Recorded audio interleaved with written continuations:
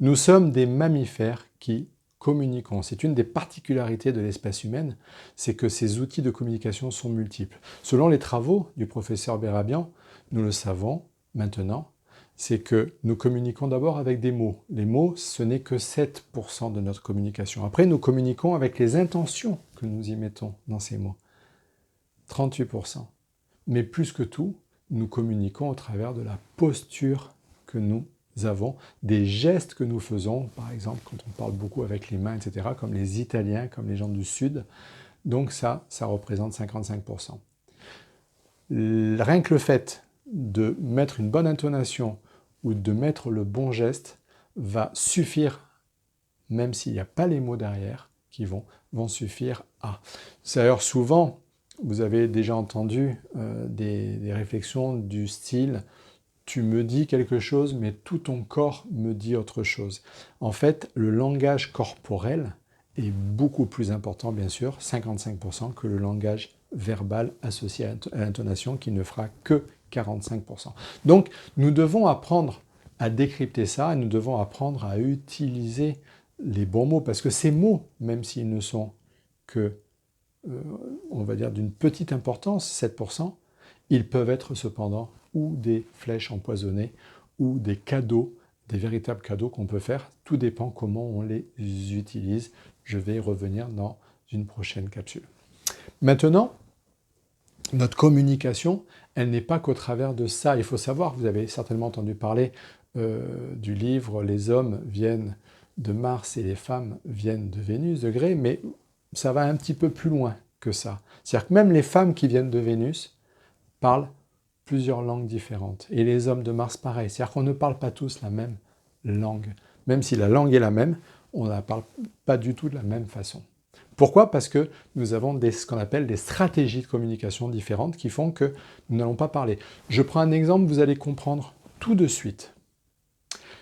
Il y a 3 modes, 3 stratégies de communication différentes. Il y a les visuels.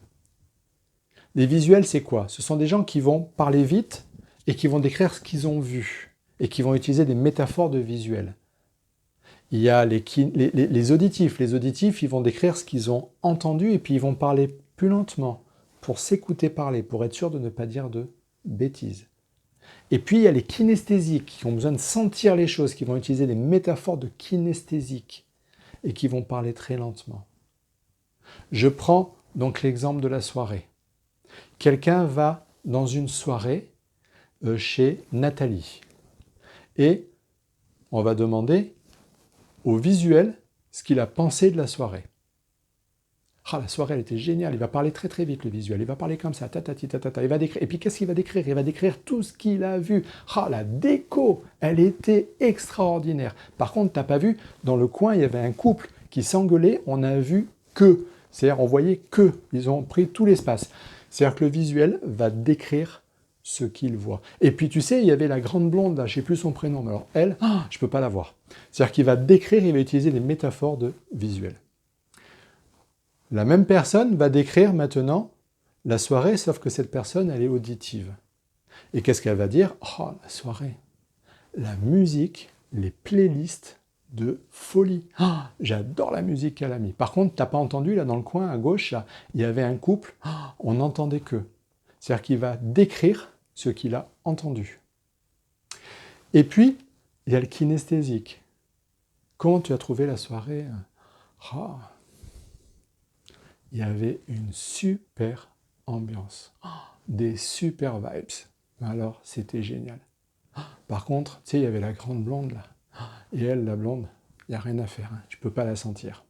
C'est-à-dire que la personne va utiliser des métaphores de kinesthésique, de ressenti.